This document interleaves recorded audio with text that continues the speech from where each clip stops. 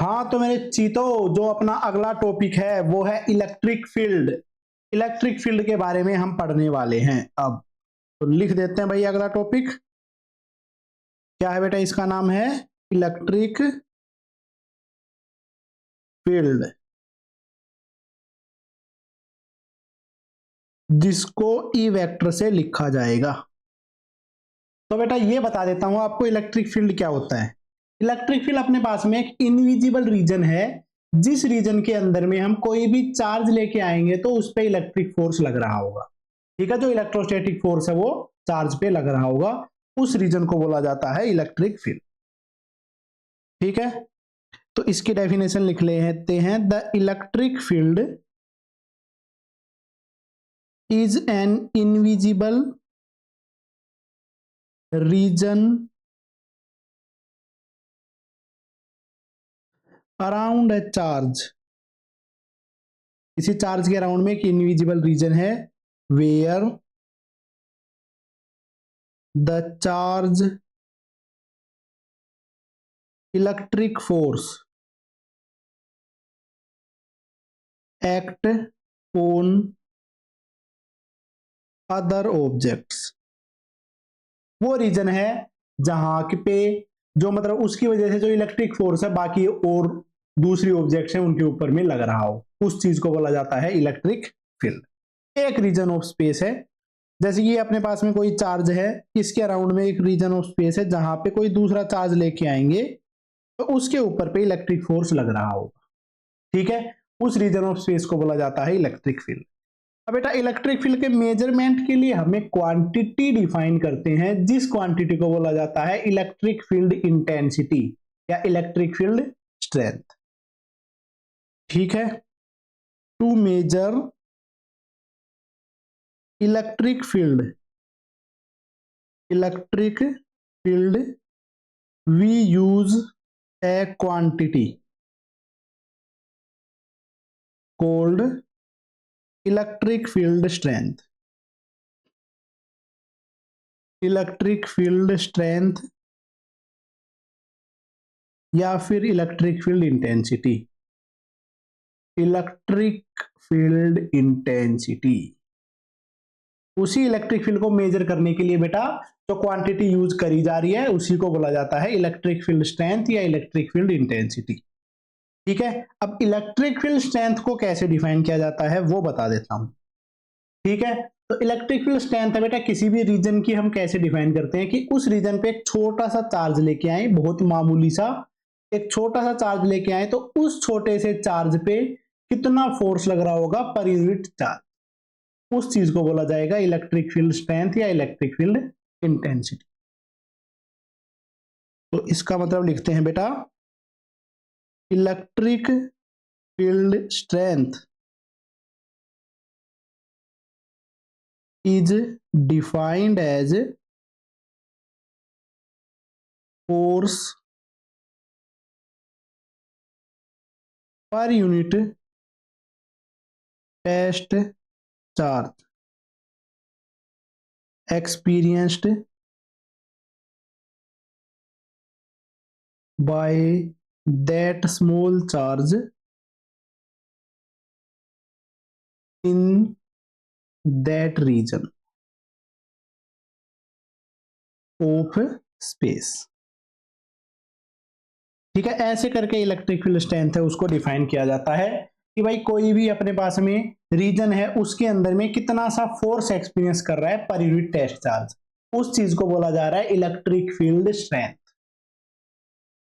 ठीक है, इसको बेटा लिखा जाता है ई वेक्टर से। ये क्या होता है कि हम कोई रीजन के अंदर में एक छोटा सा चार्ज लेके गए हैं क्यू नोट, उस चार्ज पे कितना सा फोर्स लग रहा है तो उस पे एफ फोर्स लग रहा है, उस फोर्स को ही उस चार्ज से डिवाइड कर देगी या चार्ज के मैग्नीट्यूड से divide. Limit Q tends to zero, small charge है उसको tends to zero, positive test charge है उसको लिया जाता है फोर्स पर यूनिट टेस्ट चार्ज। बेटा टेस्ट चार्ज इसको क्यों बोला जा रहा है, तो ये एक छोटा सा चार्ज है बेटा, बहुत स्मॉल सा लिटिल बिट सा चार्ज है। ठीक है, जिसको टेस्ट चार्ज इसलिए बोला जा रहा है कि भाई उसको टेस्ट करने के लिए लेके आए हैं, तो वो बहुत एक स्मॉल चार्ज है, ओरिजिनल फील्ड को डिस्टर्ब नहीं करेगा, इसलिए है उसको टेस्ट चार्ज बोला जाता है। ठीक है, तो इसलिए उसको टेस्ट चार्ज बोल रहे हैं। टेस्ट चार्ज है बहुत स्मॉल चार्ज होता है, ठीक है, ताकि ओरिजिनल फील्ड को डिस्टर्ब ना करे। अगर मैं इलेक्ट्रिक फील्ड स्ट्रेंथ की डायरेक्शन बताऊं, ठीक है, डायरेक्शन वही होगी बेटा जिस डायरेक्शन में वो पॉजिटिव टेस्ट चार्ज मूव करेगा। ठीक है, direction will be same as direction of force on small positive charge. Electric field की स्ट्रेंथ वही होगी जो छोटे से पॉजिटिव चार्ज पे फोर्स की डायरेक्शन लग रही है वही। देखो एग्जांपल बताता हूं, जैसे कि अगर अपने पास में कोई प्लस क्यू चार्ज है, ठीक है, एक छोटा सा पॉइंट चार्ज है, इसकी वजह से हमें बतानी है कि इलेक्ट्रिक फील्ड स्ट्रेंथ की क्या डायरेक्शन होगी। तो भाई क्या किया मैंने, यहां से इधर पे एक टेस्ट चार्ज रखा, उस टेस्ट चार्ज को रखा, तो ये वाला जो है ये चार्ज इस चार्ज को रिपेल करेगा क्योंकि तो पॉजिटिव चार्ज था दूसरा भी, इसको ऐसे रिपेल करके दूर की डायरेक्शन में भेजेगा। ठीक है, तो जिस डायरेक्शन में भेजेगा उसी डायरेक्शन में इलेक्ट्रिक फील्ड स्ट्रेंथ की डायरेक्शन लो भाई लिख दी। ठीक है, इसी के बजाय बेटा अगर अपने पास में हो कि नेगेटिव चार्ज, एक नेगेटिव चार्ज हो, तो उससे इस पॉइंट पे पूछा जाए कि क्या इलेक्ट्रिक फील्ड की डायरेक्शन होगी, इलेक्ट्रिक फील्ड स्ट्रेंथ की क्या डायरेक्शन होगी। यहां पे क्या रखेंगे, एक स्मॉल टेस्ट चार्ज रखेंगे, तो ये नेगेटिव चार्ज है, ये उसको अट्रैक्ट कर लेगा भाई, उसको अपनी तरफ में खींच लेगा। तो भाई तो यहाँ पे जो इलेक्ट्रिक फील्ड स्ट्रेंथ है उसकी डायरेक्शन ये होगी, सिंपल सा लॉजिक है। तो ऐसे करके इलेक्ट्रिक फील्ड स्ट्रेंथ की डायरेक्शन बताई जा सकती है। तो पॉजिटिव चार्ज से अवे, नेगेटिव चार्ज के टुवर्ड्स, ये होती है डायरेक्शन। ठीक है, अब बेटा इसकी जो एसआई यूनिट है वो भी बता देता हूं। एसआई यूनिट, एसआई यूनिट होती है बेटा न्यूटन पर कूलम। ठीक है, क्योंकि फोर्स है न्यूटन में और चार्ज है कूलम में, इस फॉर्मूला में फोर्स अपॉन चार्ज, तो ये हो जाएगा न्यूटन पर कूलम। ठीक है, एक और यूनिट रहेगी बेटा जिसको बोलते हैं वोल्ट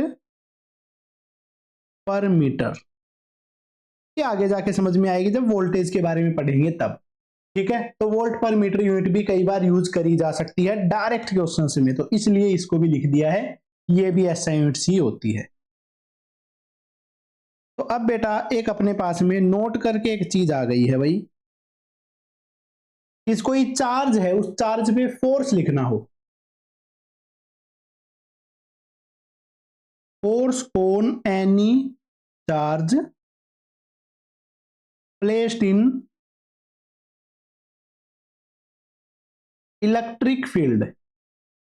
कोई चार्ज है बेटा जिसको हमने इलेक्ट्रिक फील्ड में रखा हुआ है, उसके ऊपर में कितना सा फोर्स लग रहा होगा। तो बेटा उस पे लगने वाला देखो इलेक्ट्रिक फील्ड का क्या फॉर्मूला हो जाता है, फोर्स पर यूनिट चार्ज। ठीक है, टेस्ट चार्ज तो मेजरमेंट के लिए लिया था, अदरवाइज कोई दिक्कत की बात नहीं है, फोर्स अपॉन चार्ज ऐसा लेके चल सकते हैं। तो ये अपने पास में प्रॉपर फॉर्मूला बन जाता है Q इंटू ई। इस केस में अगर लार्ज चार्ज भी हो, बड़ा सा चार्ज भी हो, तो भी फोर्स कैलकुलेट करने के लिए तो उसका यूज कर सकते हैं, बट कभी इलेक्ट्रिक फील्ड यूज करना हो या इलेक्ट्रिक फील्ड कैलकुलेट करना हो तो कैसा चार्ज लेके चलेंगे, small charge, limit Q tends to zero, मतलब कि इतना छोटा चार्ज है वो जीरो के जैसा ही लग रहा है, इसलिए इसका मतलब ये बन। ठीक है, तो ऐसे करके अपना जो सिनेरियो है वो बन जाता है। ठीक है, ये वही पता नहीं कैसे बंद हो गया।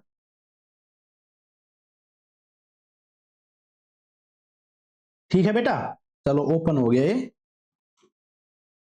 अबे ये मिट गया, कैसी ही बात कर दी। चलो लिख लेते हैं वापिस से बेटा, अपने पास में इलेक्ट्रिक फील्ड क्या है, फोर्स अपॉन चार्ज, तो इसका यूज करके फोर्स है उसको लिख सकते हैं Q into electric field E। ठीक है, शायद वो मेमोरी में स्टोर नहीं हुआ होगा, मार गया अनलोड, क्या फर्क पड़ता है। चलो भाई बढ़िया चीज है वो हमने सीख ली है। ठीक है मेरे बच्चे। पढ़ रहे हो अच्छे से? एक सेकंड रुक जाओ, इसको थोड़ा सा सही कर लेता हूँ। लो भाई, हाँ, तो ये अपने पास में हो गया बेटा। तो इलेक्ट्रिक फील्ड है, उसकी डेफिनेशन हमने पढ़ ली है। इलेक्ट्रिक फील्ड स्ट्रेंथ भी इसी को बोल देते हैं, इलेक्ट्रिक फील्ड भी उसको ही बोल दिया करेंगे। ठीक है, चलो तो भाई आगे जाके इस पे बेस्ड क्वेश्चन करते हैं, इसका कंसेप्ट पढ़ते हैं। Electric field, electric field due to a point charge. कोई अपने पास में अगर पॉइंट चार्ज है, उसकी वजह से इलेक्ट्रिक फील्ड कैलकुलेट करना है हमें। बेटा कोई पॉइंट चार्ज है, उसकी वजह से कितना सा इलेक्ट्रिक फील्ड होगा। ठीक है, तो इसके बारे में, इसको पूरा टॉपिक को लिखते हुए चलते हैं। Let a charge plus Q, कोई चार्ज अपने पास में प्लस क्यू है जिसकी वजह से इलेक्ट्रिक फील्ड निकाल रहे हैं, is placed in free space and we have to calculate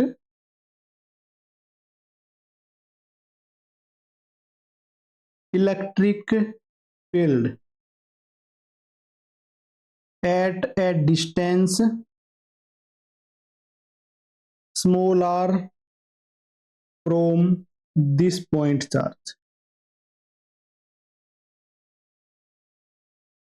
एक चार्ज मान लिया भाई प्लस क्यू, ऐसा चार्ज है, इससे स्मॉल आर डिस्टेंस पे,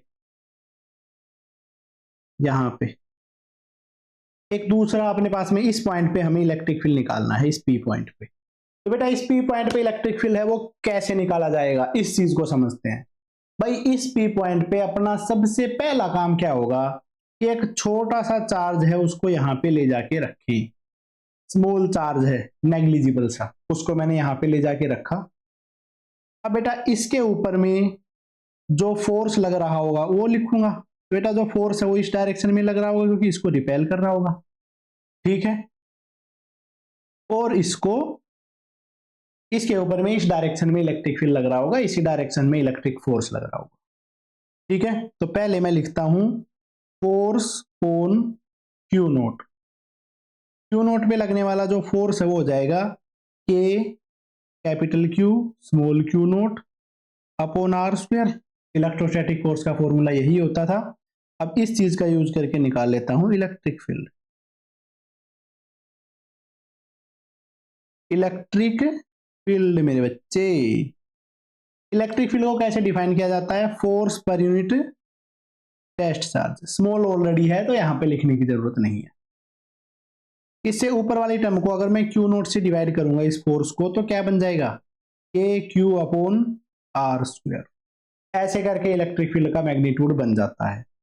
तो कोई एक पॉइंट चार्ज हो, पॉइंट चार्ज से आर डिस्टेंस पे जो बेटा इलेक्ट्रिक फील्ड होगा उसकी वैल्यू होगी K capital Q upon R square, जो कि टेस्ट चार्ज पे डिपेंड नहीं करता है।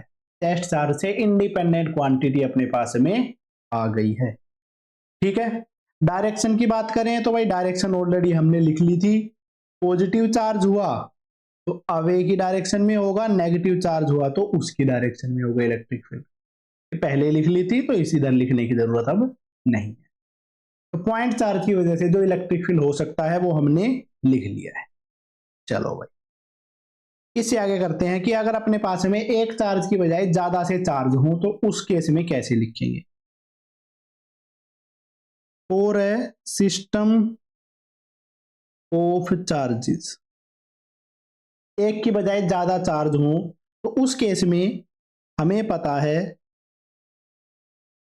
We know principle of superposition. उस केस में बेटा हमें क्या पता होता है, भाई प्रिंसिपल ऑफ सुपरपोजिशन लगता है कि अपने पास में जो नेट फोर्स होता है उसको लिख सकते हैं इंडिविजुअल जो फोर्सेस हैं उन सब का वेक्टर सम। ठीक है, तो अगर सबको क्यू नोट से डिवाइड कर दूं तो अपने पास में क्या बन जाएगा, सिमिलरली नेट अगर इलेक्ट्रिक फील्ड निकालना हुआ तो उसका आंसर क्या आ जाएगा, E1 vector plus E2 vector plus E3 vector up to En vector. सबके सब जो वेक्टर हैं उनका सम कर देंगे। तो ऐसा करके नेट इलेक्ट्रिक फील्ड है उसको कैलकुलेट किया जा सकता है। ये अपने पास में एक बेहतरीन और बढ़िया तरीका बन गया है नेट इलेक्ट्रिक फील्ड को कैलकुलेट करने का।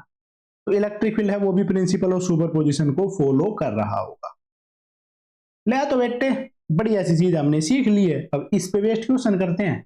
इलेक्ट्रिक फील्ड पे बेस्ड भी वही क्वेश्चन होंगे जो अपने पास में फोर्स पे बेस्ड थे, वैसे ही क्वेश्चन करेंगे, दुनिया भर के क्वेश्चन करेंगे, क्वेश्चन में कोई कमी नहीं रहेगी भाई। टाइम स्टंप डाल दिया भाई, जिसको क्वेश्चन नहीं करने स्किप कर दो। ऐसे ही बेटा नीट वाले तुम्हें स्किप कर देंगे, जेई वाले तुम्हें स्किप कर देंगे, तुम्हारा भी कुछ नहीं होगा। पढ़ लो फिर क्वेश्चंस को।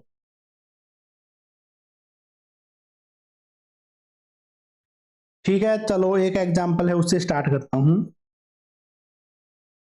Late two charges plus 10 coulomb and plus 20 coulomb are at separation of 80 metre, 80 metre के सेपरेशन पे रखे हुए हैं। ठीक है, find out the point on line joining the charges where net electric field is zero. Net electric field is zero. ये हमें calculate करना है भाई। दो चार्ज है बेटा, प्लस 10 कूलम और प्लस 20 कूलम, जो कि 80 मीटर के सेपरेशन पे रखे हैं। हमें वो पॉइंट कैलकुलेट करना है इस लाइन पे जहां पे, मतलब इन दोनों से ज्वाइन करती हुई लाइन पे, जहां पे नेट इलेक्ट्रिक फील्ड जीरो हो सके। ये है अपने पास में क्वेश्चन। देखो भाई, प्लस 10 कूलम यहां रखा है, प्लस 20 कूलम है उसको यहां पे रखा है। ये है उन दोनों से ज्वाइन करती हुई लाइन।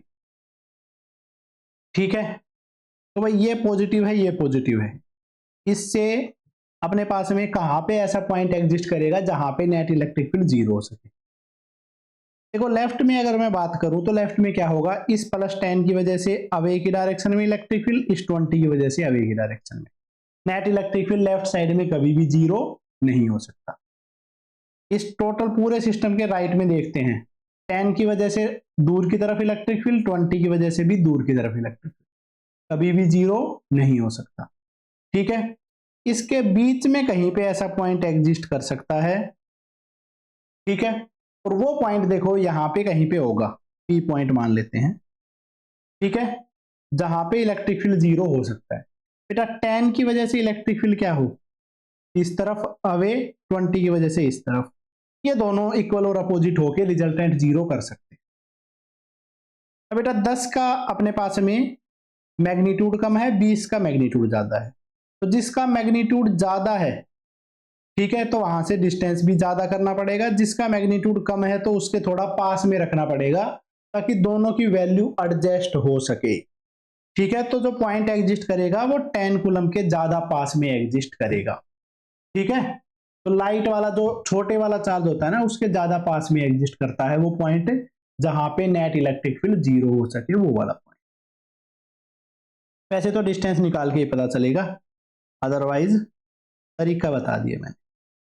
10 की वजह से इलेक्ट्रिक फील्ड होगा बेटा, कैसे रहेगा, इस डायरेक्शन में E1, 20 की वजह से इलेक्ट्रिक फील्ड होगा वो इस डायरेक्शन में होगा E2।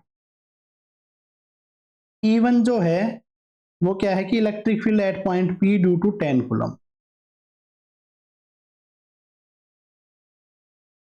Electric field at point P due to 10 coulomb charge. और जो E2 है वो किस चीज को रिप्रेजेंट कर रहा है, इलेक्ट्रिक फील्ड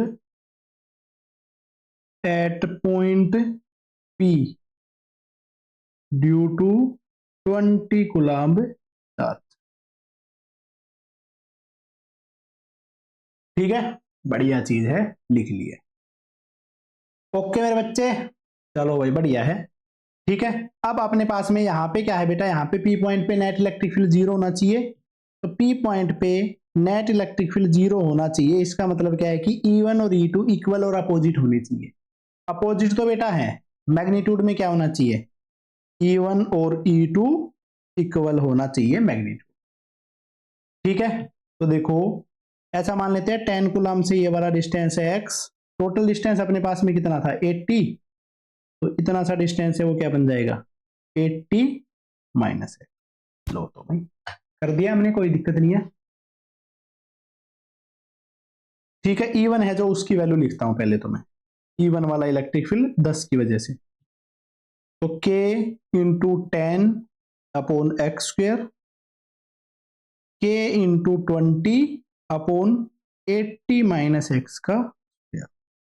भाई k से k कैंसिल आउट, 0 से 0 कैंसिल आउट, ये बनता है अपने पास में 1 upon x square 2 upon 80 minus x का स्क्वायर। दोनों तरफ बेटा अंडर रूट ले लेंगे, 1 का अंडर रूट लेंगे तो बचेगा 1, एक्स स्क्वायर का लेंगे तो x बचेगा, 2 का अंडर रूट लेंगे तो 2 बचेगा, ये बच जाएगा 80 माइनस एक्स। क्रॉस मल्टीप्लाई कर देते हैं, 80 माइनस एक्स बच जाएगा अंडर रूट 2x, तो 80 बच जाता है under root 2x plus X, X into under root 2 plus 1, ये बन गया है 80। तो जो x है उसकी वैल्यू बन जाती है 80 upon under root 2 plus 1 metre. सब कुछ ऐसे यूनिट्स में चल रहा था तो आंसर भी ऐसे यूनिट्स में ही आ गया है। ऐसा करके अपना जो आंसर है वो निकाला जा सकता है। ये अपने पास में एक बहुत ही ज्यादा बेहतरीन और बढ़िया तरीका है इन सबको कैलकुलेट करने के लिए। ठीक है, चलो भाई नेक्स्ट और करता हूं इस पे बेस्ड क्वेश्चन।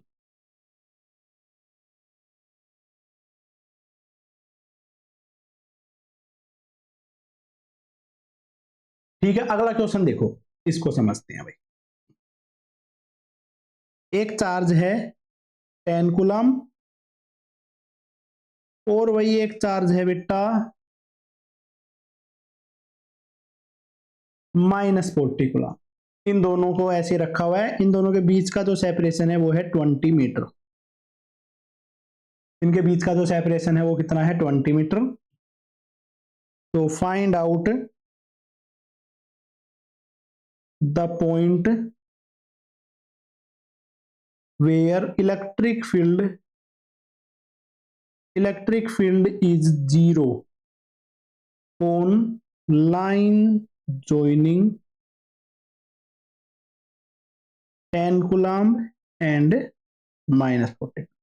इनकी जो लाइन ज्वाइनिंग है उस पे कहां पे नेट इलेक्ट्रिक फील्ड है वो 0 होगा। सबसे पहले तो भाई आइडेंटिफाई करते हैं कहां पे इलेक्ट्रिक फील्ड 0 हो सकता है। देखो सबसे पहले तो इनके मिड में चेक कर लेते हैं भाई, सबसे पहला ट्रायल है मिड का। इसके बीच में अगर हम बात करें तो 10 कूलम है वो रिपेल करेगा राइट साइड में, -40 अपनी तरफ खींचेगा, दोनों की तरफ से इलेक्ट्रिक फील्ड राइट में, कभी भी 0 नहीं हो सकता, कैंसिल आउट नहीं करेगा। ठीक, इससे -40 के राइट में अगर मैं बात करूं तो -40 के राइट में -40 वाला इसको अट्रैक्ट करेगा। ठीक है, E1 से 10 वाला है वो उसको रिपेल करेगा E2 से। ठीक है, तो बेटा -40 के ज्यादा पास है तो इसका फील्ड स्ट्रॉन्ग रहेगा, इसका इलेक्ट्रिक फील्ड का मैग्नीट्यूड भी ज्यादा है। ठीक है, और इसके पास भी है, ये हमेशा E1 हमेशा ज्यादा रहेगा E2 से, मतलब कभी भी 0 नहीं हो सकता। ठीक है भाई, लेफ्ट साइड में अगर मैं चेक करूं तो ये है 10। बेटा 10 क्या, देखो क्या है अपने पास में, 10 की वजह से इलेक्ट्रिक फील्ड ऐसे रहेगा अभी, -40 की तरफ भी ये वजह से उसकी तरफ होगा।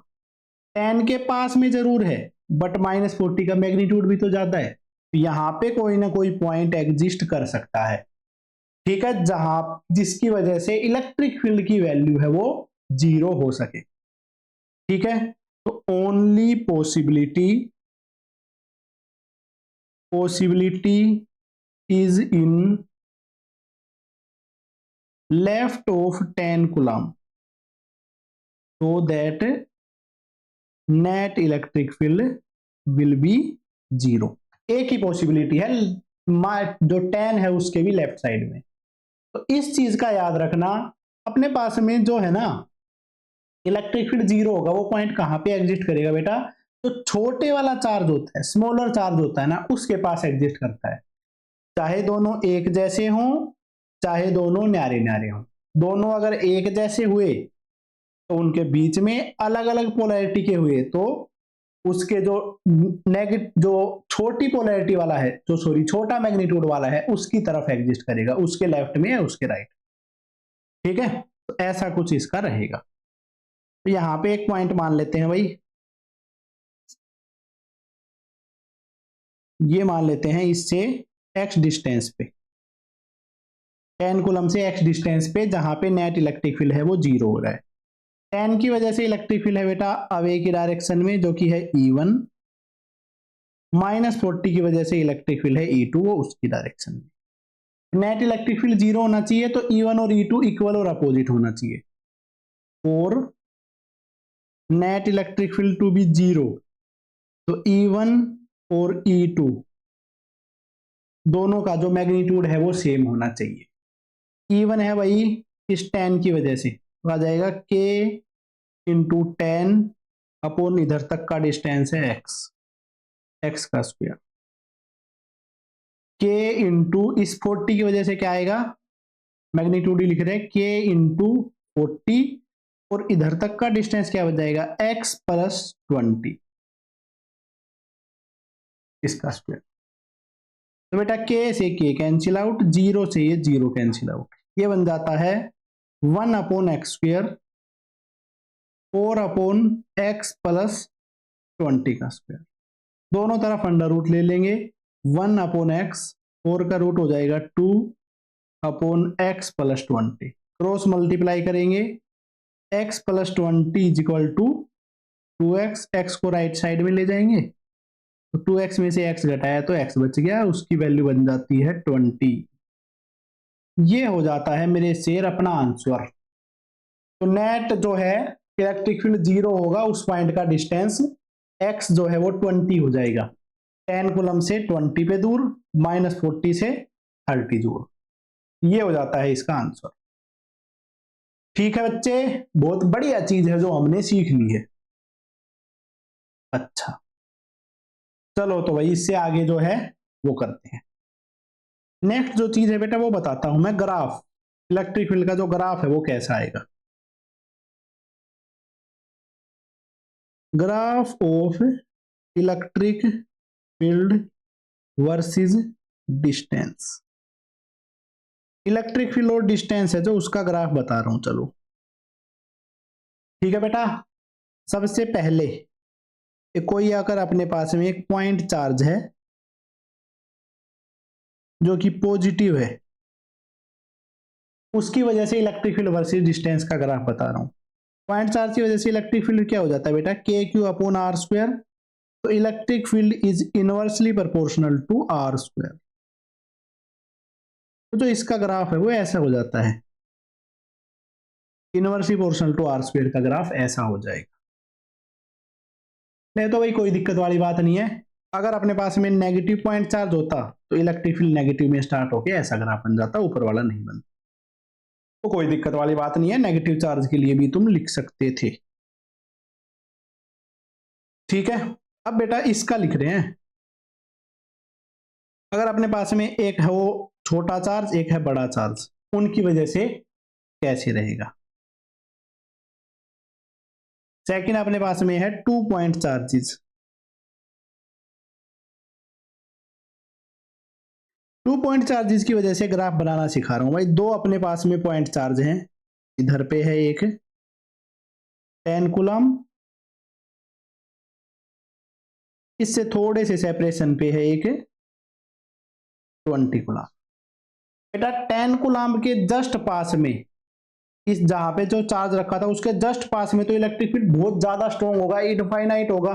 तो इनफाइनाइट से स्टार्ट हुआ था, दूर जाते जाते कम होता हुआ चला गया। 10 कूलम के बहुत ज्यादा पास में देखा जाए तो इनफाइनाइट, 20 कूलम के बहुत ज्यादा पास में देखा जाए तो इनफाइनाइट। कोई दिक्कत नहीं है भाई, बढ़िया बात है। इनके बीच में अपने पास में एक ऐसा पॉइंट एग्जिस्ट करता है 10 के थोड़ा सा पास में, जहां पे इलेक्ट्रिक फील्ड 0 होता है। बढ़िया बात है भाई। अब इस चीज को समझते हुए चलते हैं। यहां पे अगर मैं इलेक्ट्रिक फील्ड बनाऊं बेटा, यहां पे तो 10 की वजह से इस तरफ है, 20 की वजह से इस तरफ है। नेगेटिव साइड में इलेक्ट्रिक फील्ड है तो इधर पे इलेक्ट्रिक फील्ड की वैल्यू आएगी नेगेटिव। ठीक है, इस पे यहां पे अगर मैं बताऊं तो देखो 10 के ज्यादा पास है तो इलेक्ट्रिक फील्ड पॉजिटिव डायरेक्शन में, 20 की वजह से अपने पास में अवे की डायरेक्शन में। अवे वाला वीक है, इस तरफ वाला स्ट्रॉन्ग है। यहां तक आते आते जीरो हो गया। इधर पे जो इलेक्ट्रिक फील्ड है वो क्या हो जाएगा, मतलब कि राइट डायरेक्शन में। राइट डायरेक्शन को पॉजिटिव एक्स मान रहे हैं, लेफ्ट डायरेक्शन को नेगेटिव एक्स मान रहे हैं। इधर पे इलेक्ट्रिक फील्ड है जीरो, बताइए। यहां पे अगर मैं इलेक्ट्रिक फील्ड की बात करूं तो 20 की वजह से ज्यादा है, 10 की वजह से कम है, तो overall electric field left direction में आएगा। और लेफ्ट वाला डायरेक्शन का इलेक्ट्रिक फील्ड है उसको क्या मान के चलते हैं हम, नेगेटिव। ठीक है भाई, इसके इस रीजन के अंदर में आ गया। इससे राइट साइड में देखूं तो बेटा 10 भी रिपेल करेगा, 20 भी रिपेल करेगा, राइट डायरेक्शन में इलेक्ट्रिक फील्ड आएगा। इस पूरे रीजन में इलेक्ट्रिक फील्ड क्या आएगा, पॉजिटिव। इसके अकॉर्डिंगली जो ग्राफ है वो मैं बना रहा हूं, देखो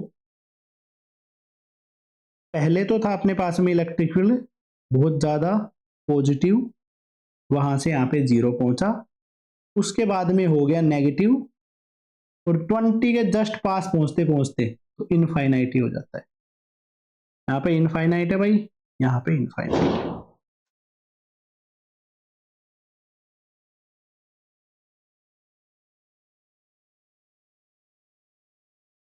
ठीक है, इससे लेफ्ट डायरेक्शन में नेगेटिव इलेक्ट्रिक फील्ड है तो नेक्स्ट लेफ्ट डायरेक्शन में जो इलेक्ट्रिक फील्ड है उसका बिहेवियर ऐसा रहेगा।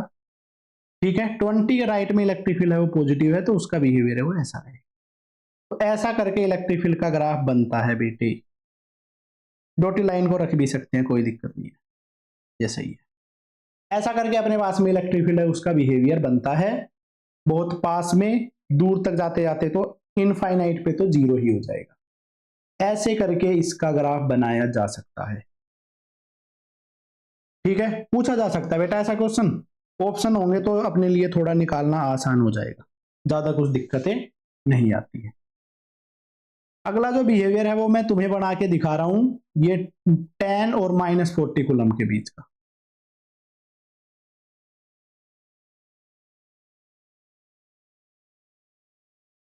टेन है और वही है -40 कूलम।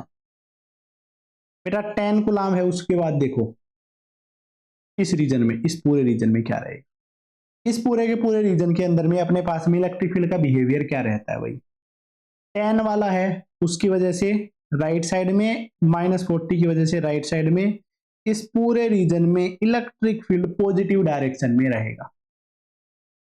इधर की अगर मैं बात करूं, -40 अपनी तरफ ज्यादा से खींचेगा, 10 दूर जरूर रिपेल करेगा बट ओवरऑल नेगेटिव आएगा। तो इस पूरे रीजन में इलेक्ट्रिक फील्ड क्या रहेगा, नेगेटिव डायरेक्शन में। बहुत बढ़िया भाई। ठीक है, तो ये चीज हमने लिख ली। लो तो भाई, यहां पे अगर मैं बात करूं तो यहां पे एक ऐसा पॉइंट था जहां पे नेट इलेक्ट्रिक फील्ड जीरो हो जा रहा था। एक पॉइंट था जहां पे इलेक्ट्रिक फील्ड जीरो है। इससे राइट में देखूं, इससे यहां पे देखूं तो 10 का डोमिनेट कर रहा है, 10 वाला इसको रिपेल करेगा, इधर पे इलेक्ट्रिक फील्ड नेगेटिव। और इसके राइट में देखूं तो जो -40 वाला है वो डोमिनेट कर रहा है, तो इधर पे इलेक्ट्रिक फील्ड राइट साइड में, 10 वाला है वो इधर करेगा, -40 वाला अपनी तरफ खींचेगा। चलो ठीक भाई, सारे के सारे जो रीजन थे वो हमने बना लिए हैं। ठीक है, अब बेटा इनका जो बिहेवियर है वो लिखते हैं, देखो कैसा कुछ बिहेवियर बनेगा। देखो तो बेटा बना के दिखा देता हूं अब आपको। 10 पे और -40 इन दोनों पे तो बहुत ज्यादा स्ट्रॉन्ग इलेक्ट्रिक फील्ड होगा। बीच वाले रीजन में क्या है भाई, यहां पे बहुत ज्यादा पॉजिटिव, ऐसा हो जाए। ठीक है, और इसको यहां से कर देता हूं, लो भाई ऐसा कुछ इसके बीच में जो बिहेवियर है वो रहेगा। ठीक है, अब देखो बेटा, इससे इधर, इधर इलेक्ट्रिक फील्ड नेगेटिव, इससे राइट में जो इलेक्ट्रिक फील्ड है वो पॉजिटिव है बट ओवरऑल इनफाइनाइट पे जाके तो जीरो ही हो जाना है। ये इसका बिहेवियर आ गया है, थोड़ा स्मूथ सा बिहेवियर लगा लेते हैं, ठीक है। ऐसा सा इसका बिहेवियर रहेगा, ऐसा रहेगा, ठीक है। इधर अपने पास में ये जीरो की तरफ टेंड करता है, जीरो की तरफ, ठीक है। इससे राइट साइड में जो इलेक्ट्रिक फील्ड है वो ऐसा रहेगा भाई, इस तरीके से।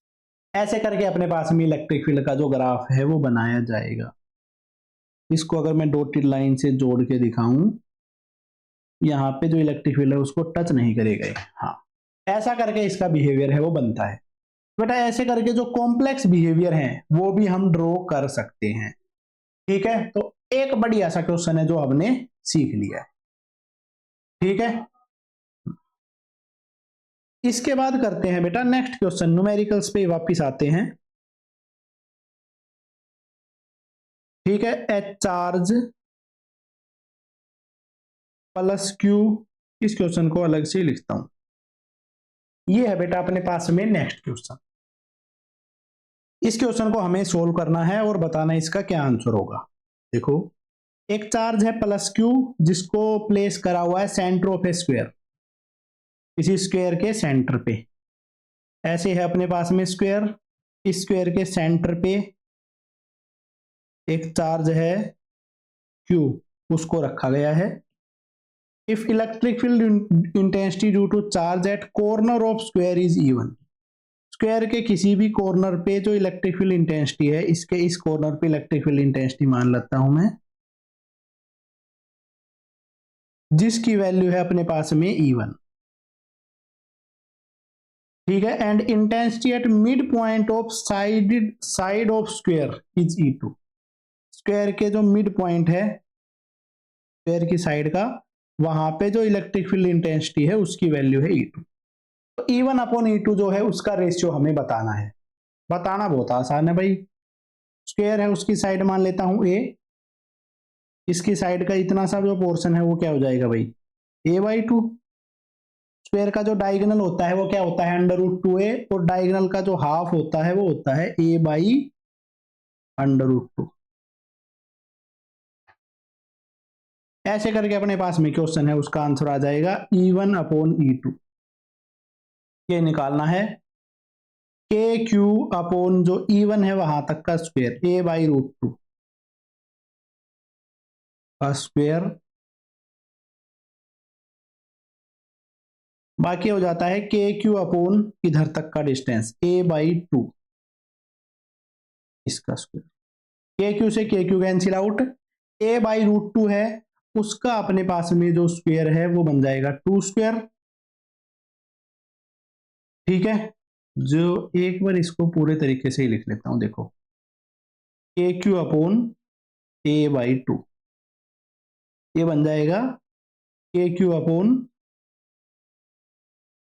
A²/2, ये बनेगा A²/4। तो 4 है वो नीचे आ जाएगा, 2 है ऊपर चला जाएगा, 2/4। तो इसका जो आंसर है वो आ जाएगा 1:2। ये अपने पास में सही आंसर होगा। बस बेटा जो निकालना था हमने निकाल लिया, 1:2 इज द करेक्ट आंसर, ठीक है। चलो भाई और जो क्वेश्चन है वो करते हैं। ठीक है, देखो बेटा एक अपने पास में कोई स्क्वायर है, इस तरीके से एक स्क्वायर है, इस स्क्वायर के कॉर्नर पे हमने ऐसे ऐसे करके चार्ज रखे हुए हैं। एक है भाई प्लस क्यू,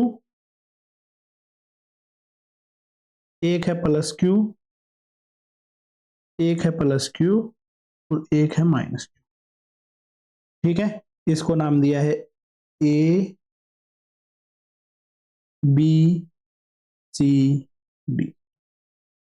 तो इसमें हमें कैलकुलेट करना है, find out direction of net electric field, net electric field at point A वाला जो अपने पास में पॉइंट है जो आपको दिख रहा है, इस ए वाले पॉइंट पे या ए वाले चार्ज के ऊपर में नेट इलेक्ट्रिक फील्ड है, इसकी डायरेक्शन क्या होगी, ये हमें कैलकुलेट करना है भाई। ले तो भाई बढ़िया सी बात है, इजीली इसको कैलकुलेट कर लेंगे। चलो इसको मैंने कॉपी करके यहाँ पे पेस्ट कर दिया। सॉल्यूशन का जो डायग्राम है ना वो इधर बना रहा हूं मैं। देखो बेटा मेरे कैसे रहेगा, ए वाले पॉइंट पे बी की वजह से जो नेट मैग्नेट जो इलेक्ट्रिक फील्ड होगा, नेट इलेक्ट्रिक फील्ड है वो बताना है। बी की वजह से जो नेट इलेक्ट्रिक फील्ड होगा वो इतना सा होगा, ई होगा। ठीक है, सी की वजह से जो नेट इलेक्ट्रिक फील्ड होगा, सी वाला भी उसको भाई रिपेल कर रहा होगा, सी की वजह से जो नेट इलेक्ट्रिक फील्ड होगा वो ऐसे होगा। चलो बहुत बढ़िया। ठीक है, इस वाले जो डी है, डी की वजह से जो इलेक्ट्रिक फील्ड होगा वो कैसे रहेगा, डी वाला नेगेटिव चार्ज है, इधर तो चार्ज ही नहीं रखा है, इलेक्ट्रिक फील्ड तो निकालना है। ठीक है, हाँ पॉइंट है ये भाई। ठीक है, ए वाले पे कोई चार्ज नहीं रखा है, इलेक्ट्रिक फील्ड निकालना है, फोर्स हो जाएगा अदरवाइज तो वो। ठीक है, नहीं भी होता तो भी कोई दिक्कत नहीं है, इलेक्ट्रिक फील्ड तब भी निकल जाता भाई। हाँ ठीक है, जो माइनस क्यू है बेटा, ये इसको क्या कर रहा होगा भाई, अट्रैक्ट कर रहा होगा। ठीक है, इसका फोर्स मान लेता हूं मैं E2। अब देखना पड़ेगा इन इसका और इसका अगर हम रिजल्टेंट निकालें तो इन दोनों का रिजल्टेंट क्या आएगा भाई, इन दोनों के बिल्कुल मिड में, और उसकी वैल्यू क्या आ जाती है, √2e। इसका और इसका रिजल्टेंट निकल गया है। अब इनमें से देखना है √2e ज्यादा है या E2 ज्यादा है। √2e है, इसकी वैल्यू क्या हो जाएगी, √2 KQ/A²। ई जो है उसकी वैल्यू क्या हो जाएगी, KQ/ यहां तक की साइड है उसको A²। अब जो बेटा E2 है उसकी वैल्यू क्या हो जाती है, KQ, और यहां तक का जो डिस्टेंस है वो √2a है, तो √2a का स्क्वायर, तो ये बन जाता है KQ/2a²। तो √2e है वो E2 से ज्यादा है, √2e is more than E2। तो बेटा ये वाला ज्यादा है ये वाला कम है, दोनों अपोजिट डायरेक्शन में है, तो इस डायरेक्शन में ही नेट इलेक्ट्रिक फील्ड हो जाएगा। ठीक है, तो नेट इलेक्ट्रिक फील्ड है वो इस डायरेक्शन में आएगा। यस, ये हमें लिखना था। ऐसे अगर मैं इसका डायग्राम बना के बताऊं तो नेट इलेक्ट्रिक फील्ड है ना वो इस डायरेक्शन में आएगा। ऐसा सा एक क्वेश्चन पूछा गया है PYQ में, तो उस चीज का ध्यान रख लेना, इस तरीके से इसको निकाला जाएगा। पैकेज वैकेज में मिल सकता है बेटा ऐसा क्वेश्चन, तो ज्यादा दिक्कत की बात नहीं है, समझने जैसी ही बात थी, सिंपल क्वेश्चन है वैसे। ठीक है, और देखो बेटा अगर अपने पास में कोई स्क्वायर है, स्क्वायर के हर किसी कॉर्नर पे चार्ज रखा हुआ है Q, Q और Q, Q, Q, Q और Q, सब पे सेम पॉजिटिव चार्ज रखा गया है। इस पे अगर हमें सेंटर पे पूछा जाए, इसका जो सेंट्रोइड है वहां पे अगर नेट इलेक्ट्रिक फील्ड पूछा जाए तो उसका आंसर क्या बताएंगे,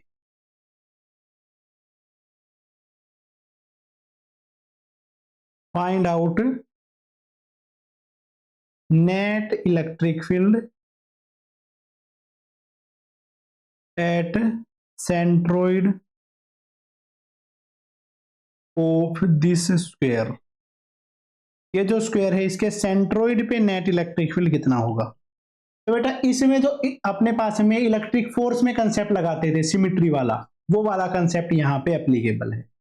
plus Q plus Q plus Q plus Q सबसे मिला के कैंसिल आउट हो जाएगा, इसकी वजह से इधर, दूसरे की वजह से इधर, एक की वजह से इधर, एक की वजह से इधर, क्लियर करके नेट इलेक्ट्रिक फील्ड क्या बन जाएगा बेटा, सेंटर पे 0। तो वो वाले जो कंसेप्ट इलेक्ट्रिक फील्ड के जो सॉरी अपने पास में इलेक्ट्रोस्टैटिक फोर्स में सीखे थे, कूलम्बिक फोर्स में सीखे थे, वो सारे के सारे कंसेप्ट यहाँ पे अप्लीकेबल हैं, कोई दिक्कत की बात नहीं है, बढ़िया तरीके से उन सब कंसेप्ट को लगा सकते हो। ठीक है, चलो भाई इस पे बेस्ट एक और क्वेश्चन मुझे ध्यान में आ गया है। ठीक है, तुम तो लिख लेना इसका डायग्राम बना के थोड़ा प्रॉपर सा, मैं बता रहा हूं। ऐसे है भाई, ये है भाई -Q। तो अब इस वजह से हमें नेट इलेक्ट्रिक फील्ड बताना है P पॉइंट पे। उस नेट इलेक्ट्रिक फील्ड की वैल्यू क्या होगी और उस नेट इलेक्ट्रिक फील्ड की डायरेक्शन क्या होगी। ठीक है, तो देखो कैसे निकालेंगे बेटा, इस -Q इस +Q की वजह से इधर आएगा, इसकी वजह से इधर आएगा, और ये एक दूसरे को कैंसिल आउट कर देंगे। ये और ये बेटा एक दूसरे को कैंसिल आउट कर देंगे। यहाँ पे आ गया है ई, यहाँ पे आ गया है ई। इस प्लस क्यू की वजह से क्या होगा, इस माइनस क्यू की डायरेक्शन में, और माइनस क्यू की वजह से उसी की डायरेक्शन में। तो ये बन जाएगा ई, ये भी बन जाएगा ई। ठीक है, सबकी मैग्नीट्यूड ई ही है, तो ई की वैल्यू क्या रहेगी, के क्यू अपॉन जो इतना सा डिस्टेंस है इसका स्क्वायर, जो कि होता है a/√2। ये डिस्टेंस बहुत बार लिख चुके हैं, तो 2kq अपॉन a स्क्वायर ये हो जाता है इस नेट इलेक्ट्रिक फील्ड की, सॉरी सिर्फ ई की वैल्यू। और इधर पे जो नेट इलेक्ट्रिक फील्ड है वो मेरे बेटा बन जाएगा 2e, तो 2 × 2 4kq अपॉन a स्क्वायर। और डायरेक्शन क्या हो जाएगी, along minus Q. Net electric field है वो माइनस क्यू की तरफ में लग रहा होगा। ऐसे करके इसका जो सही आंसर है वो निकल के आता है। इस कंसेप्ट है, इसको याद रखना, इसका जो तरीका है इसको याद रखना। ठीक है, ऐसे ही कितने भी कॉम्प्लेक्स क्वेश्चन कितने भी बनाए जा सकते हैं, ऐसे भटके भटके से घटिया घटिया से क्वेश्चन। ठीक है, चलो अगला जो कंसेप्ट, अगला जो क्वेश्चन है वो करते हैं। नेक्स्ट जो क्वेश्चन है वो है मेरे बच्चे ये, the magnitude of electric field intensity E is such that an electron placed in it would experience an electrical force equal to its weight is given by। Electric field का magnitude कितना होगा बेटा, कि उसके अंदर में रखा हुआ कोई इलेक्ट्रॉन है, उसके ऊपर जो फोर्स लग रहा है वो इस इलेक्ट्रॉन के वेट के ही बराबर हो जाए। तो बेटा इलेक्ट्रोस्टैटिक फोर्स है, उसकी वैल्यू क्या हो जाती है, चार्ज इंटू इलेक्ट्रिक फील्ड, और वो किसके इक्वल हो गया है, इलेक्ट्रॉन के वेट के इक्वल। इलेक्ट्रॉन पे चार्ज है E is equal to M G. Electric field की वैल्यू निकाल लेते हैं, M G upon E 9.1 into 10⁻31। ये हो जाता है इलेक्ट्रॉन का मास। जी जो अपने पास में जी है वो है एक्सेलरेशन ड्यू टू ग्रेविटी, जिसकी वैल्यू अपने पास में लेके चल रहे हैं 10। Charge on electron 1.6 into 10⁻⁻19 Newton पर कूलम। तो इसका आंसर आ जाता है 5.6 इंटू 10⁻11 न्यूटन पर कूलम। ऐसे करके नेट इलेक्ट्रिक फील्ड को कैलकुलेट किया जा सकता है। तो ये हो जाती है नेट इलेक्ट्रिक फील्ड जो कि हमें कैलकुलेट करना। ओके बेटे, चलो तो भाई इस पे बेस्ड एक दो और क्वेश्चन करते हैं, जिससे कि ये कंसेप्ट अपना बिल्कुल चकाचक हो सके। ये है अपने पास में अगला question, A particle of mass m and charge q is placed at rest in a uniform electric field। एक पार्टिकल है जिसका मास m है, चार्ज q है, और एक इलेक्ट्रिक फील्ड E में रखा हुआ है और उसको रिलीज कर दिया गया। The kinetic energy attain bye particle after moving A distance y। तो वो y डिस्टेंस चलने के बाद में कितनी काइनेटिक एनर्जी को अटेन कर लेगा। ठीक है, तो बेटा इसमें मैं लगा देता हूं work energy theorem. Work done, work energy theorem क्या लगा रहे हैं, चेंज इन काइनेटिक एनर्जी निकाल लेते हैं ना, सीधा भी आ जाएगा। ठीक है ना, तो वर्क एनर्जी थ्योरम से भी आ जाएगा। हाँ ये लगा लेते हैं। ठीक है, change in kinetic energy is equal to work done by all forces. ठीक है, चेंज इन काइनेटिक एनर्जी क्या है बेटा, kinetic energy final minus kinetic energy initial. Work done by all force क्या हो जाता है, फोर्स इनटू जो डिस्प्लेसमेंट है वो। अब देखो बेटा पार्टिकल रेस्ट से स्टार्ट हुआ है, तो जिस डायरेक्शन में फोर्स है उसी डायरेक्शन में डिस्प्लेसमेंट होगा।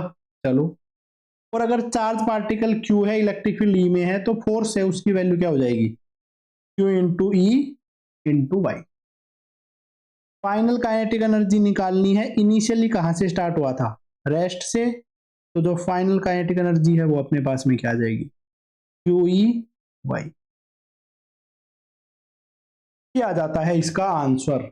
वर्क एनर्जी थ्योरम अगर आपको पढ़नी है तो अपने चैनल एलिगेंट फिजिक्स पे मिल जाएगी बेटा। ठीक है, जो अपने पास में वर्क एनर्जी एंड पावर वाला चैप्टर है उसके अंदर में देख लेना, टाइम स्टम्प गिवन ही है, वहां से वर्क एनर्जी थ्योरम देख सकते हो। सर्च भी कर लोगे वर्क एनर्जी थ्योरम, आ जाएगी वीडियो अपने चैनल पे।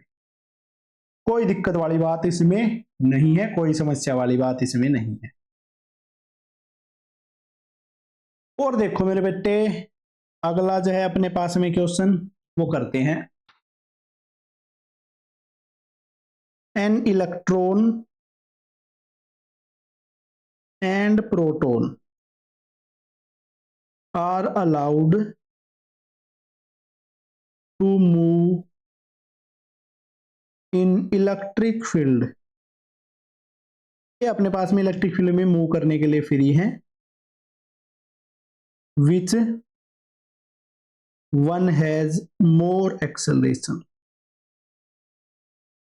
किसका एक्सेलरेशन है वो ज्यादा होगा। तो बेटा कर लेते हैं। एक्सेलरेशन का फॉर्मूला क्या होता है भाई, फोर्स अपॉन मास, और अपने पास में फोर्स क्या हो जाता है, charge into electric field upon mass. Electron और प्रोटॉन दोनों पे चार्ज है ई अपॉन मास। बेटा मास प्रोटॉन का ज्यादा होता है इलेक्ट्रॉन से, तो एक्सेलरेशन सिंस जैसा कि हमें पता है acceleration is inversely proportional to mass, acceleration है इलेक्ट्रॉन का ज्यादा हो जाएगा प्रोटॉन से। इलेक्ट्रॉन बहुत खींच के तोड़ता हुआ जाएगा क्योंकि उसका मास बहुत कम है बेटा, इस वजह से ये अपना आंसर है, आ जाएगा। बता ठीक है, इतने फास्ट क्वेश्चन है तो फास्ट फास्ट करवा रहा हूं, ज्यादा टेंशन मत लेना कि सर ने तो बहुत तेज तेज उड़ा दिया। तेज नहीं है बेटा, ये नॉर्मल स्पीड है।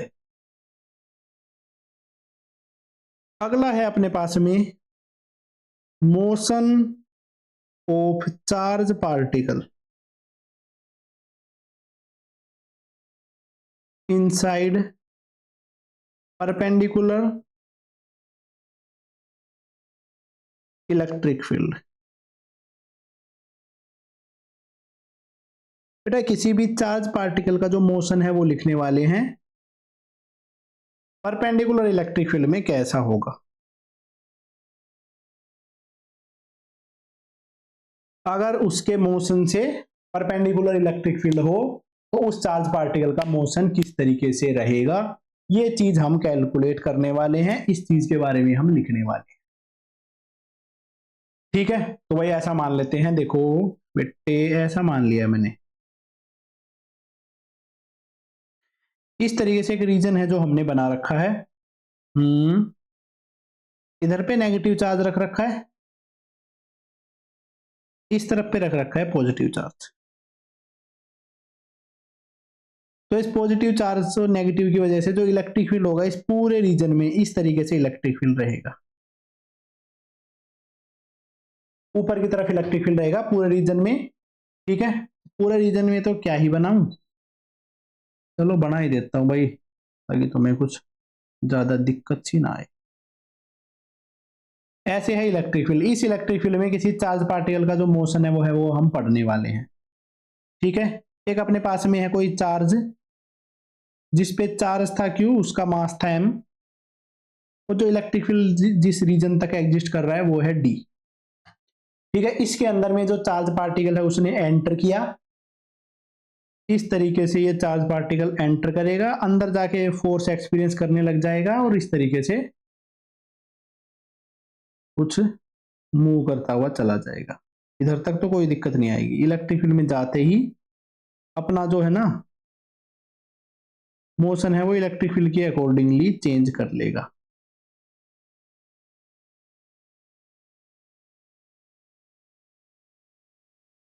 ऐसे अपने पास में जो मोशन है वो कर लेता है भाई। ठीक है, तो कितना सा मोशन है वो मूव करता है, किस तरीके का जो मोशन है उसका होगा। ठीक है, स्टार्ट किया था बेटा इस लेवल से, कितना सा ऊपर तक चला जाता है ये हमें निकालना है। इस डायरेक्शन में एक्स चल रहा होगा, ऊपर की तरफ वाई चल रहा होगा। ठीक है भाई, हॉरिजॉन्टल डायरेक्शन वाले कोऑर्डिनेट को एक्स मान लेते हैं ताकि इक्वेशन ऑफ ट्रैजेक्टरी लिखना भी अपने पास में आसान हो जाए। बेटा इसका मोशन बिल्कुल आसान है, जैसे हम प्रोजेक्टाइल मोशन में लिखते थे वैसे ही सब कुछ कर लेंगे। ठीक है, एक्सेलेरेशन एक्स डायरेक्शन में कुछ भी नहीं है, एक्सेलेरेशन है बेटा सिर्फ वाई डायरेक्शन में, क्योंकि इलेक्ट्रिक फील्ड ऊपर है तो फोर्स भी ऊपर लग रहा होगा। तो फोर्स अपॉन मास, ऊपर की तरफ में जो इलेक्ट्रिक फोर्स लग रहा होगा वो हो जाएगा QE by M. Y direction का एक्सेलेरेशन आ गया है। इनिशियल वेलोसिटी बेटा एक्स डायरेक्शन में हमने रिलीज किया था, तो इनिशियल वेलोसिटी u से रिलीज किया है। वाई डायरेक्शन में जो इनिशियल वेलोसिटी है वो कितनी हो चुकी है, 0। ये सब चीजें हैं जो अपने पास में निकाली जा सकती है। इस चीज का यूज करके भाई फाइनल वेलोसिटी निकाल लेता हूं, ठीक है। फाइनल वेलोसिटी, फाइनल वेलोसिटी नहीं है, पहले तो टाइम निकाल लेता हूं कितने से टाइम में इलेक्ट्रिक फील्ड से बाहर आ जाएगा, ये अपने लिए आसान हो जाएगा। Time in which particle came out of electric field. Time में बेटा एक्स डायरेक्शन का कोऑर्डिनेट यूज कर रहा हूं, एक्स डायरेक्शन में एक्सेलेरेशन तो है नहीं, एक्स डायरेक्शन में डिस्टेंस अपॉन स्पीड, उससे आंसर आ जाएगा एक्स अपॉन यू। तो इसको टाइम लगेगा एक्स डायरेक्शन में बाहर निकलने तक में, तो क्या होगा भाई एक्स डायरेक्शन में जितना सा इसको डिस्टेंस चलना है और एक्स डायरेक्शन में जो स्पीड है वो उससे डिवाइड। ठीक है भाई, ठीक है। हाँ, ऑल्सो वाई, पार्टिकल ने वाई डायरेक्शन में कितना सा डिस्प्लेसमेंट ट्रेवल किया है, उसकी वैल्यू आ जाएगी यूटी प्लस हाफ 80 स्क्वायर। बस वाई डायरेक्शन वाले कंपोनेंट लेके चल रहे हैं, इनिशियल वेलोसिटी भी वाई की और सब कुछ Y direction. 0 plus half, Y direction में एक्सेलेरेशन क्या है बेटा, QE बाई एम, और वाई डायरेक्शन में जो टाइम लग रहा है वो है x बाई यू का स्क्वायर। y है उसकी वैल्यू हो जाती है QE x square upon 2m u square. ये आ गई है इसकी y और x की टर्म्स में इक्वेशन, इसी को बोला जाता है इक्वेशन ऑफ ट्राजेक्ट्री, y और x के कोऑर्डिनेट के बीच का रिलेशन, बाकी सब कुछ कांस्टेंट है। y x के स्क्वायर पे डिपेंड कर रहा है, तो कैसी ट्राजेक्ट्री होगी, पैराबोलिक ट्राजेक्ट्री। पार्टिकल कैसी ट्राजेक्ट्री को फॉलो करेगा, पैराबोलिक ट्राजेक्ट्री। एक इतना छोटा सा टॉपिक था, ज्यादा कुछ बड़ा टॉपिक नहीं है, ठीक है। कुछ बुक्स में लिखा रहता है इसलिए इसको बता दिया है। अच्छा मेरे बच्चे, इस पे बेस्ड एक और क्वेश्चन करते हैं।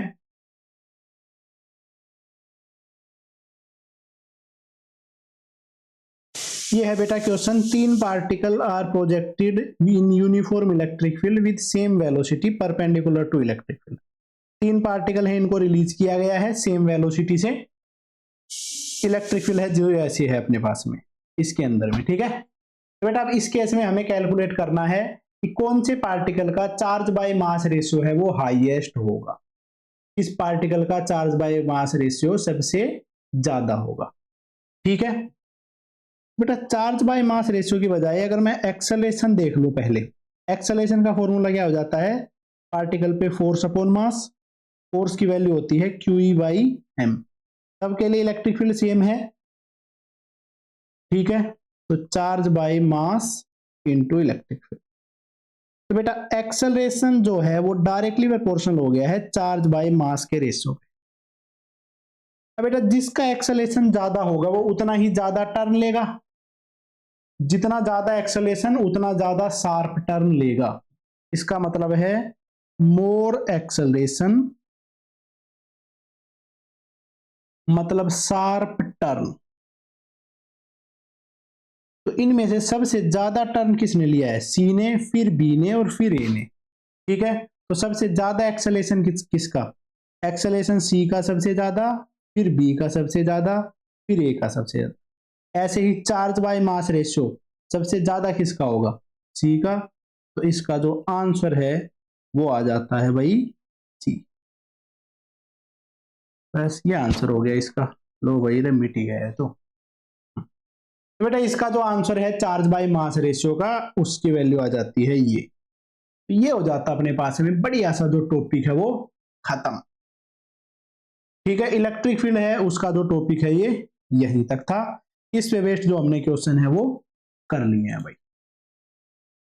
इसके बाद में अगला जो अपना टॉपिक है वो है भाई इलेक्ट्रिक फील्ड लाइंस। अगला टॉपिक है इलेक्ट्रिक फील्ड लाइंस या फिर electric lines of forces. Lines of forces भी सही है, इलेक्ट्रिक फील्ड लाइंस अगर बता रहे हैं वो भी सही है। ठीक है, दोनों ही नाम इसी के ही हैं। अगला जो टॉपिक है वो है बेटा इलेक्ट्रिक फील्ड लाइंस या इलेक्ट्रिक लाइन ऑफ फोर्सेस। इसके बारे में लिखते हैं।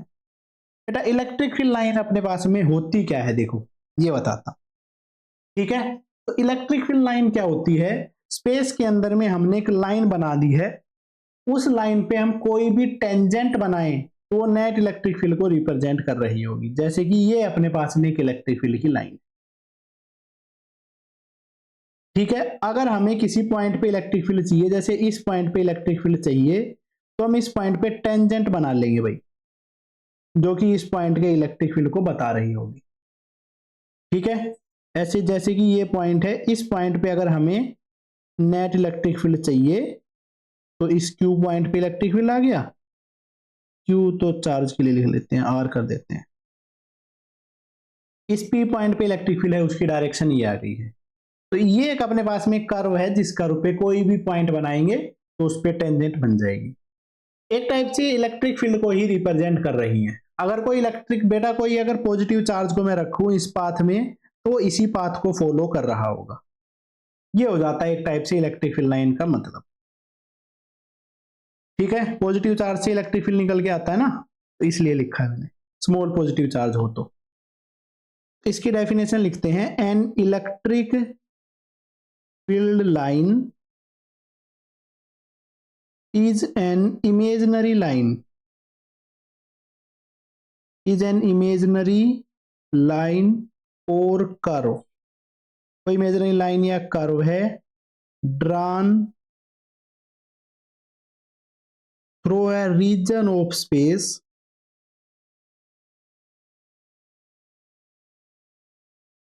so that the tangent at any point on it will give direction of net electric field। इस पे हम कोई भी टेंजेंट बनाएंगे तो वो टेंजेंट हमें दे रही होगी नेट इलेक्ट्रिक फील्ड की डायरेक्शन। ऐसे होता है अपने पास में इलेक्ट्रिक फील्ड लाइन या इलेक्ट्रिक लाइन ऑफ फोर्स का मतलब। ठीक है, तो इतना सिंपल सा टॉपिक है भाई इलेक्ट्रिक फील्ड लाइंस। बिल्कुल है आसान, इजी, साधारण। करते हैं तो अब इसके बारे में कुछ बेटा इलेक्ट्रिक फील्ड लाइंस की प्रॉपर्टीज होती हैं जिनके बारे में अपने पास में क्वेश्चन आते हैं और जिनका काम भी होता है। वो ही वाली प्रॉपर्टीज हैं, वही हम लिखने वाले हैं। Properties of electric field lines. Electric field lines की प्रॉपर्टीज।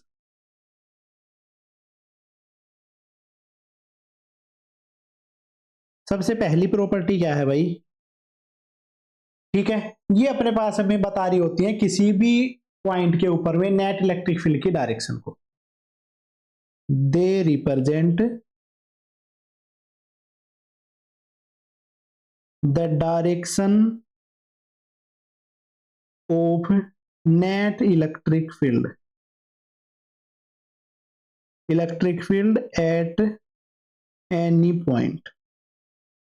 जो इलेक्ट्रिक फील्ड लाइन है ये बता रही होती है कि भाई नेट इलेक्ट्रिक फील्ड है किसी भी पॉइंट पे, उसकी डायरेक्शन क्या होगी। ठीक है, सेकंड चीज जो ये बता रही होती है, जो सेकंड प्रॉपर्टी है इनकी, ये बेटा हाइपोथेटिकल लाइन है। एक्चुअल में ये लाइंस एग्जिस्ट नहीं करती हैं, सिर्फ एक इमेजिनरी कंसेप्ट है। उस इमेजिनरी कंसेप्ट को बोला जाता है हाइपोथेटिकल। तो they are hypothetical lines. Actual में लाइंस दिखती नहीं है, बस अज्यूम करके चलते हैं कि भाई ऐसी लाइंस अपने पास में होंगी। ठीक है, ये जो लाइंस होती है ना बेटा, ये अपने पास में कंटिन्यूअस लाइन होती है। इनके अंदर में कोई ब्रेक नहीं होता है। ठीक है, जैसे कि अपने पास में बेटा जो इलेक्ट्रिक फील्ड होता है ना, इलेक्ट्रिक फील्ड लाइन है, एक्चुअल में इलेक्ट्रिक फील्ड से ही पता चलता है। इलेक्ट्रिक फील्ड क्या होता है, जैसे कि अगर मैं कोई पॉजिटिव चार्ज रखूं, स्मॉल टेस्ट चार्ज, तो वो किस तरफ जाएगा वो इलेक्ट्रिक फील्ड बता रहा होता है। तो इस लाइन पे अगर कोई छोटा सा पॉजिटिव चार्ज रखूंगा तो वो इस पाथ को फॉलो करेगा। बेसिक मीनिंग इसका यही है, ये इस पाथ को। ठीक है, तो ऐसा ही अपने पास में होता है। तो इसका मतलब क्या है कि they are continuous lines in region of space. ये रीजन ऑफ स्पेस में कंटिन्यूअस लाइन होती है। ऐसी अपने पास में लाइन है वो पॉसिबल है, ऐसी लाइन अपने पास में पॉसिबल नहीं है जिसके अंदर में थोड़ा सा भी ब्रेक हो। क्योंकि भाई पॉजिटिव चार्ज अगर यहां से स्टार्ट किया तो यहां पे ऐसा नहीं कि गायब होके दोबारा टेलीपोर्ट होके आगे निकल जाएगा। ठीक है, तो ये तो अपने पास में पॉसिबल है, ये अपने पास में नॉट पॉसिबल है। ये होती है इलेक्ट्रिक फील्ड लाइंस की प्रॉपर्टी। चलो अगली जो प्रॉपर्टी है number 4th, electric field lines होगी बेटा, कोई भी दो इलेक्ट्रिक फील्ड लाइंस वो आपस में इंटरसेक्ट नहीं करेंगी। ठीक है, electric field lines, electric field lines never intersect each other. Electric field lines कभी भी एक दूसरे को इंटरसेक्ट नहीं करती हैं।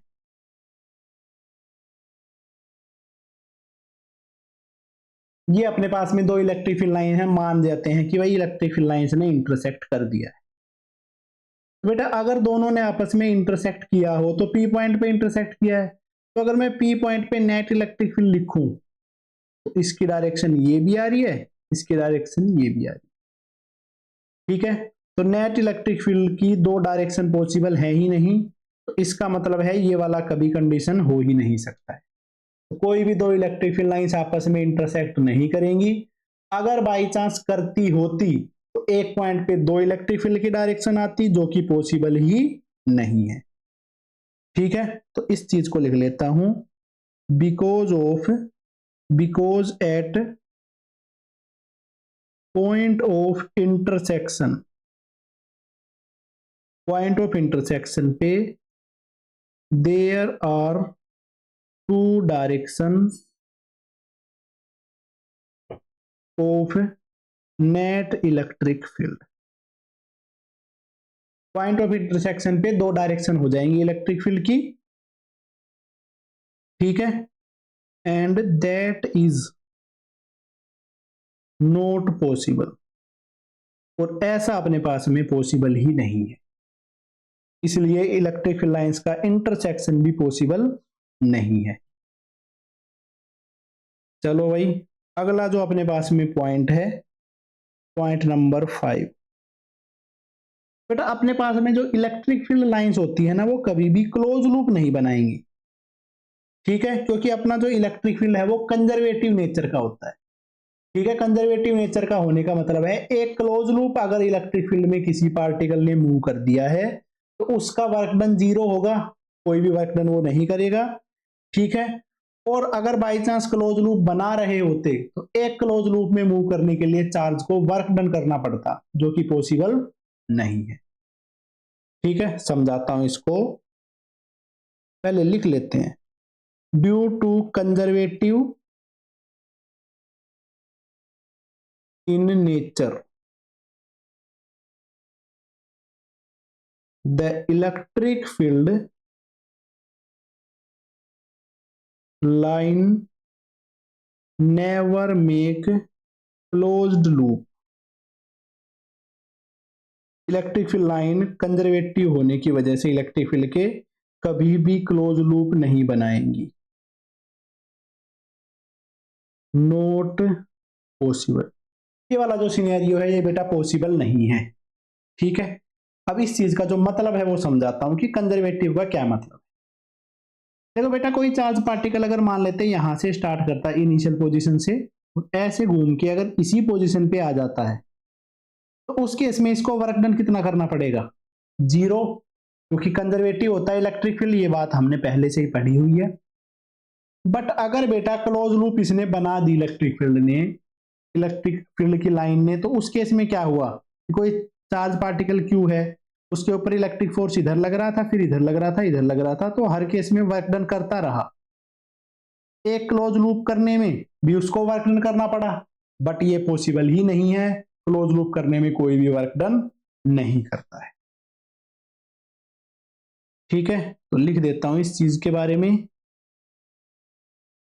If they make closed loop then the charge have to do work done to move along a closed loop। अगर बेटा क्लोज लूप बन रही होती तो क्लोज लूप के अकॉर्डिंगली चलने में चार्ज को वर्क डन करना पड़ता, ठीक है। But in conservative work done in close loop is 0, conservative में वर्क डन है वो क्लोज लूप में 0 होना चाहिए, इसलिए ये चीज पॉसिबल नहीं है। इसके बाद में करते हैं next number 6 pointer. Point number 6, बेटा अगर इलेक्ट्रिक फील्ड लाइंस है वो पास पास में है, इसका मतलब है वो इलेक्ट्रिक फील्ड स्ट्रॉन्ग है। अगर इलेक्ट्रिक फील्ड लाइंस दूर दूर हैं, इसका मतलब इलेक्ट्रिक फील्ड वीक है। ठीक है, इसके बारे में भी डायग्राम बना के सिचुएशन को समझाएंगे, पहले इस चीज को लिख लो। Closer are the field lines means strong is the electric field. ठीक है, जितनी ज्यादा पास पास में इलेक्ट्रिक फील्ड लाइंस होंगी उतना ही ज्यादा स्ट्रॉन्ग होगा इलेक्ट्रिक फील्ड। ठीक है, जैसे यहाँ पे लाइंस पास पास में, यहाँ पे लाइन दूर दूर में है, तो ए और बी इनका इलेक्ट्रिक फील्ड अगर मैं कंपेयर करूं तो ए पे इलेक्ट्रिक फील्ड ज्यादा होगा एज कंपेयर टू बी। ठीक है भाई, नेक्स्ट है point number 7। Electric field lines है वो बेटा पॉजिटिव चार्ज से बाहर निकलती हैं, नेगेटिव चार्ज पे टर्मिनेट होती है। ठीक है, तो इलेक्ट्रिक फील्ड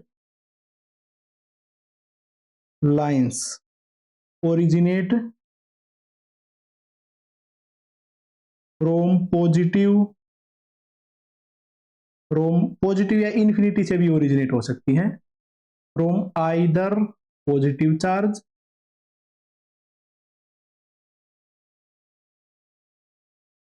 और इन्फिनिटी। ठीक है बेटा, इलेक्ट्रिक फील्ड लाइंस एक्चुअल में किस चीज को रिप्रेजेंट कर रही है, इलेक्ट्रिक फील्ड को, और इलेक्ट्रिक फील्ड की वेक्टर किसे शो करने के लिए होती है। तो अगर मान लो अपने पास में कोई पॉजिटिव चार्ज है,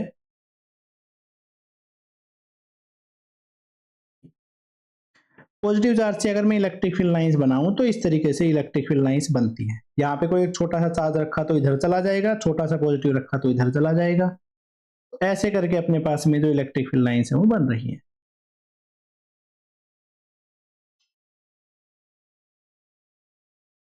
तो इलेक्ट्रिक फील्ड लाइन बेटा शुरू कहां से हो रही है, इस पॉजिटिव चार्ज से, और जा कहां तक रही है, इन्फिनिटी तक। ठीक है, इसमें इसके पास की अगर मैं बात करूं, यहां पे इलेक्ट्रिक फील्ड स्ट्रॉन्ग होगा, इससे दूर पे इलेक्ट्रिक फील्ड वीक होता है। तो यहाँ पे लाइंस पास पास में है तो स्ट्रॉन्ग फील्ड, यहाँ पे लाइन दूर दूर है तो वीक फील्ड। ठीक है, तो इससे पहले वाला पॉइंट है यहां से एक्सप्लेन हो चुका है। ठीक है, नेगेटिव का डायग्राम बना दूंगा तो उस चीज से, दूसरा वाला पॉइंट है, ये 7th वाला पॉइंट है, ये भी एक्सप्लेन हो जाएगा। ठीक है, पॉजिटिव चार्ज से अपने पास में ओरिजिनेट होती है या इन्फिनिटी से, ये बेटा पॉजिटिव चार्ज है।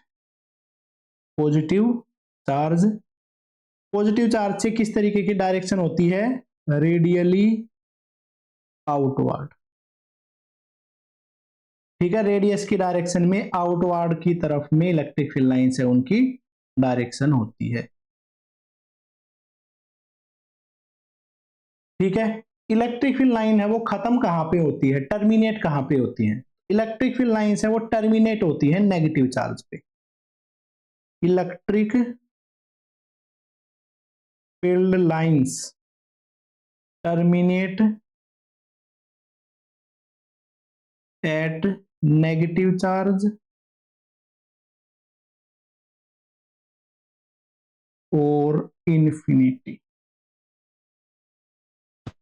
इलेक्ट्रिक फील्ड लाइन है बेटा नेगेटिव चार्ज पे जाके खत्म हो जाती हैं या फिर इन्फिनिटी पे जाके खत्म होती है। तो यहां पे पता चला कि इन्फिनिटी पे जाके खत्म हो रही है। अगर बेटा कोई सिर्फ नेगेटिव चार्ज हो उस पे क्या रहेगा, उसके पास में अगर कोई चार्ज रखू ना तो उसकी डायरेक्शन में जाता हुआ चला जाएगा।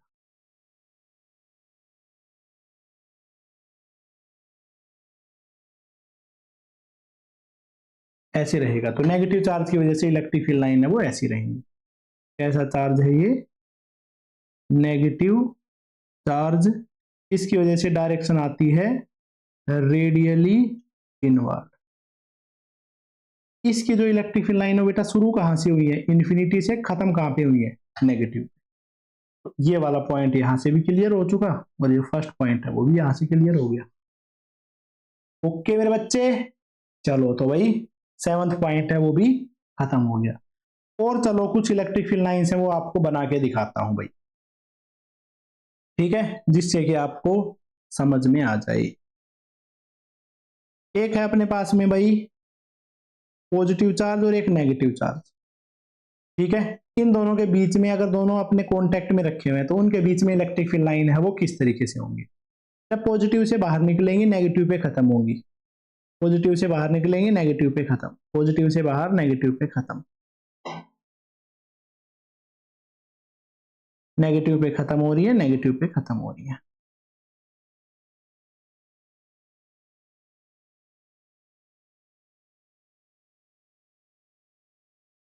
ऐसे करके हमने पॉजिटिव और नेगेटिव चार्ज के लिए इलेक्ट्रिक फील्ड लाइंस है वो बना दी।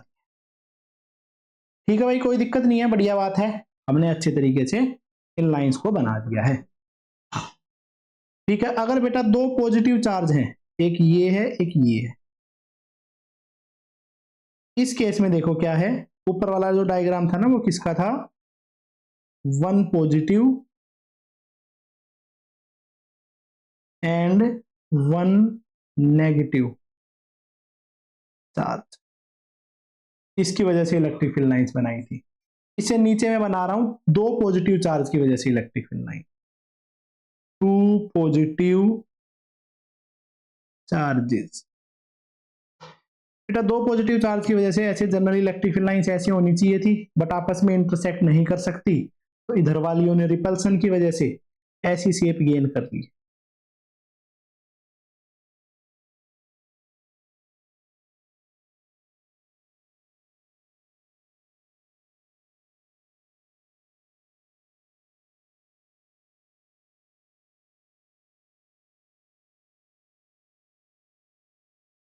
ठीक है, ऐसी सी शेप इन्होंने गेन कर ली है।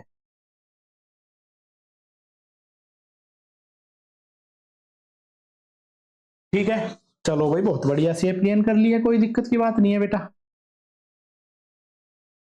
अब देखो ये जो दो चार्ज हैं, इन दोनों चार्जेस में क्या होता है बेटा, पॉजिटिव और नेगेटिव चार्ज हुए तो उनके बीच में आपस में क्या होता है, रिपल्सन होता है। देखो ऐसे मैंने इनको रख दिया, दोनों पॉजिटिव चार्ज में आपस में क्या होता है, रिपल्सन होता है। बेटा कोई भी दो देखो ऐसी ऐसी लाइन है ना, ऐसी ऐसी जो लाइन है वो एक दूसरे से दूर जाना चाहती हैं, ऐसी ऐसी लाइन है वो एक दूसरे से दूर जाना चाहती हैं। अगर ये आपस में दूर दूर जाना चाहती हैं, अगर ये दूर दूर जाना चाहती हैं तो क्या करेगी, पॉजिटिव को इधर भेजेगी, इस पॉजिटिव को इधर भेजेगी। तो दो अपने पास में अगर पैरेलल लाइंस हैं, ठीक है, तो उनकी वजह से एक दूसरे पे प्रेशर डालेंगी और चार्जों को दूर भेजेंगी, ये इस वजह से रिपल्सन बन जाता है। अगर अपने पास में लाइन से बेटा वो सीधी जुड़ी हुई है, बिल्कुल लाइन एक ऐसी रस्सी की तरह जुड़ी हुई है, एक पॉजिटिव है एक नेगेटिव है, ठीक है, रस्सी की तरह जुड़ी हुई है ये वाली लाइन, ये वाली लाइन भी रस्सी की तरह जुड़ी हुई है, ये वाली लाइन भी रस्सी की तरह जुड़ी हुई है।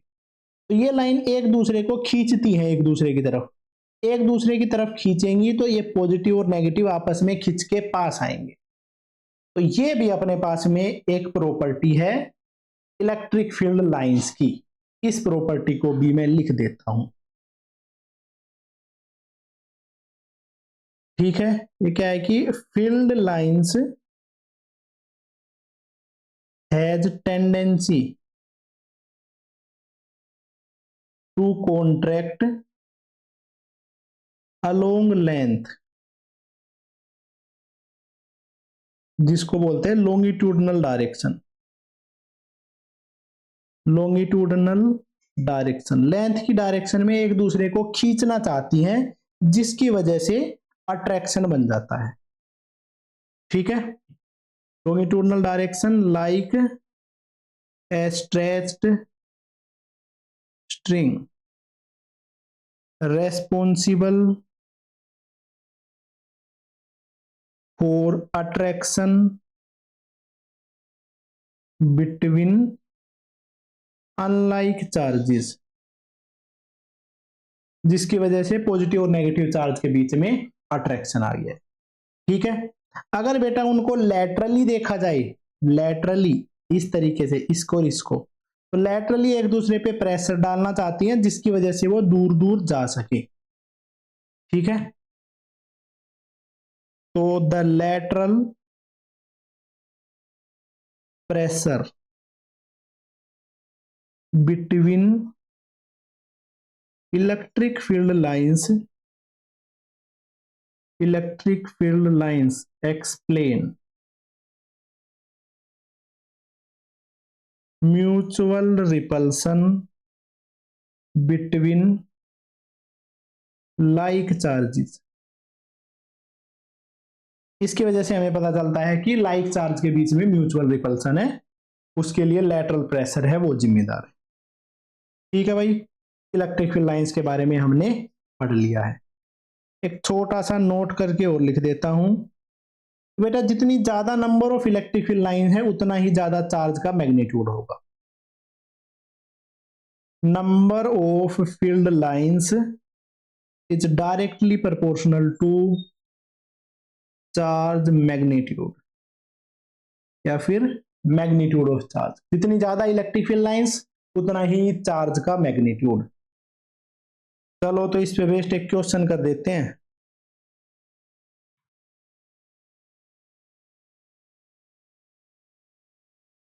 ठीक है भाई, क्वेश्चन क्या है, एक चार्ज है Q1, एक चार्ज है भाई Q2, जिनसे बनती हुई इलेक्ट्रिक फील्ड लाइंस है उनको ऐसे दिखाया गया है।